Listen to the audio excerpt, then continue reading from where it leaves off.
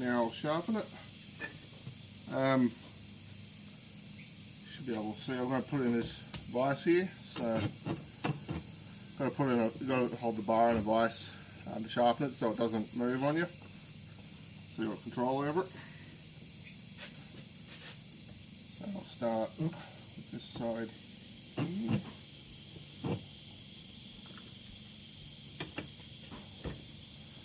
I've gotten it's called a hobby vise from Bunnings, Craft Right Hobby Vise. It's a vise that clamps onto external surfaces, so unlike a bench vise, it actually can be moved around. I'm hoping I can actually, I need to test that, but I'm hoping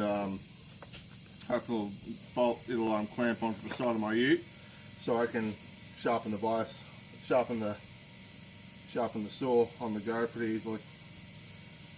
With this, there's an arrow here, that's got to be facing away from you, from memory.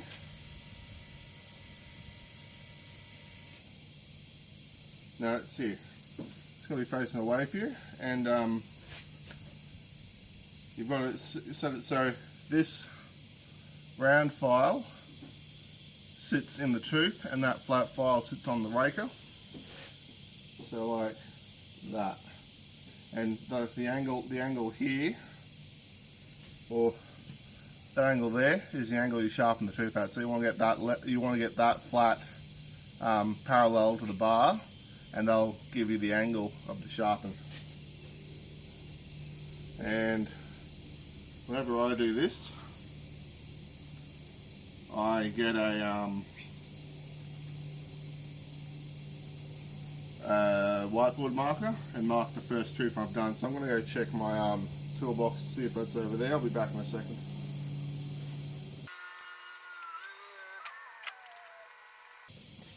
So here's just a standard erasable whiteboard marker,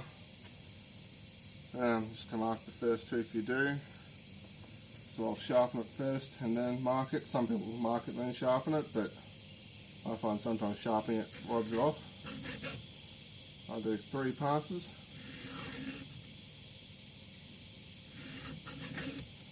It's important to get an even number of passes on every tooth. And you always do from the back of the tooth up towards the point, not from the point backwards. That will blunten it. And that means, because the points here, points there, they zigzag to cut. That means you sharpen every second tooth, then turn the saw around and sharpen every second tooth again.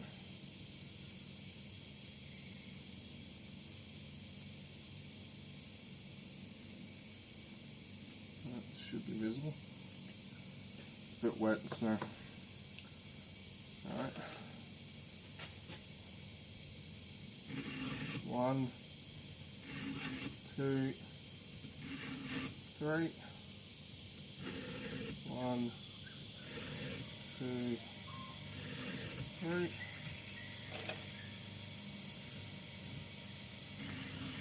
1, 2, 3. 1, 2, 3.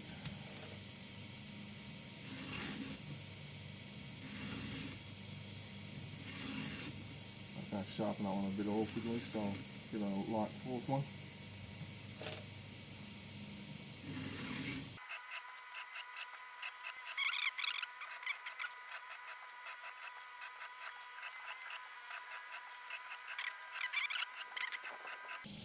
Cool, now I'm back to my first one there. I can see the blue mark.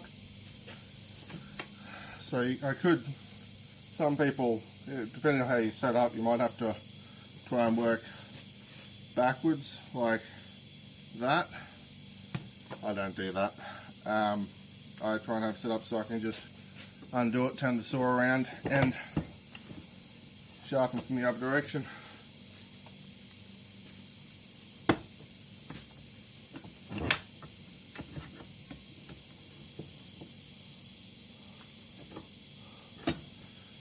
Still see that?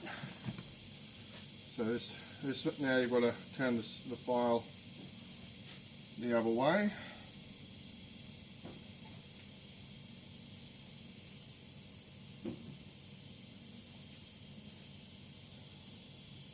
It takes sort of getting used to find the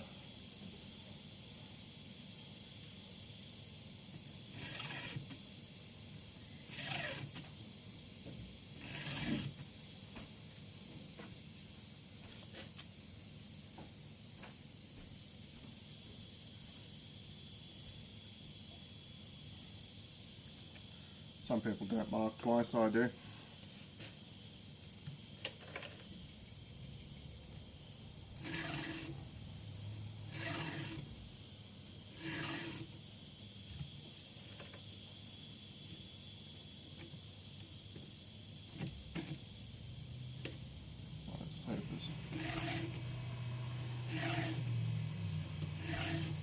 Oh, another one, something's been jagged.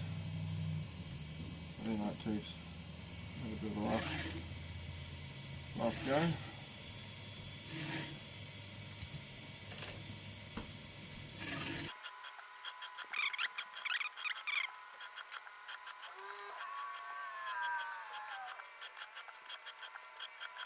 And the little one's coming up inside there.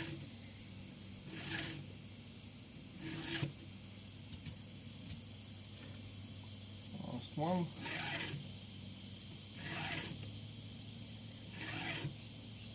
There we go. Cool. So that's the routine maintenance of it. There's a couple of other things you do every so often. I'm going to do them now. I'm going to check the air filter in it. That might need a clean out. And while I'm in there, I'm going to give the heat exchanger a check out. So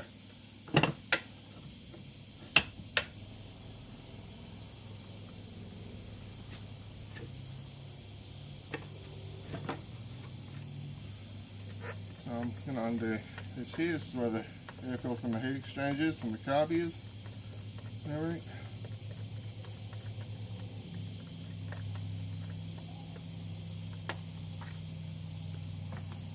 That air filter's looking pretty clean. Bit of gunk in it.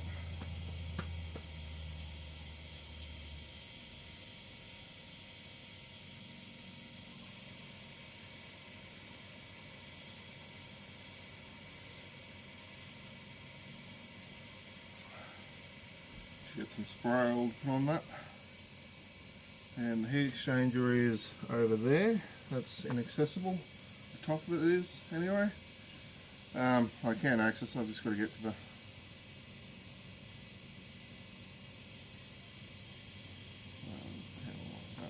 yep.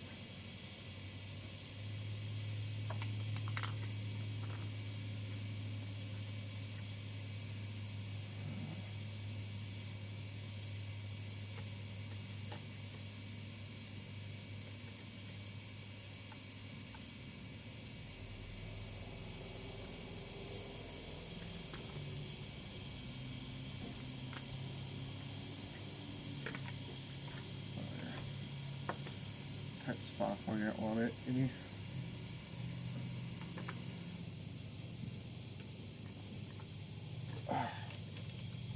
Fuck yeah. This is probably not the best way to do it, but it's on there fucking tight.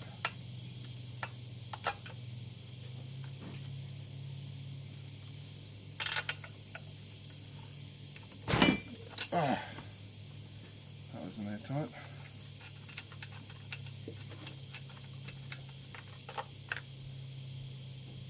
Yeah, it's a bit carved up, but not too bad. Might get another. That's a extra fucking bar. That shouldn't be in there. Doesn't desperately need a new spark plug, but couldn't hurt to get another one.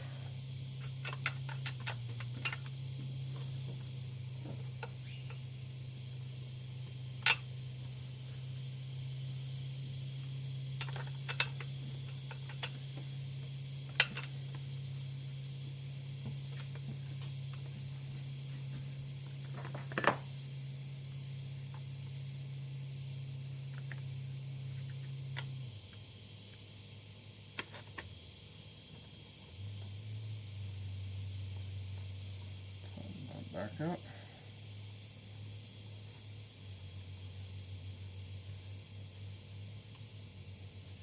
Yep. And the heat exchangers there. A little bit of gunge in there, but that's probably come out from cleaning it. I'll definitely want to give that let that dry out freeze again. Alright, thanks for watching. That's the basic maintenance on the Shindaiwa 501 SX chainsaw. Thanks for watching. I hope you found it useful. I'll see you guys on the worksite next time. Bye.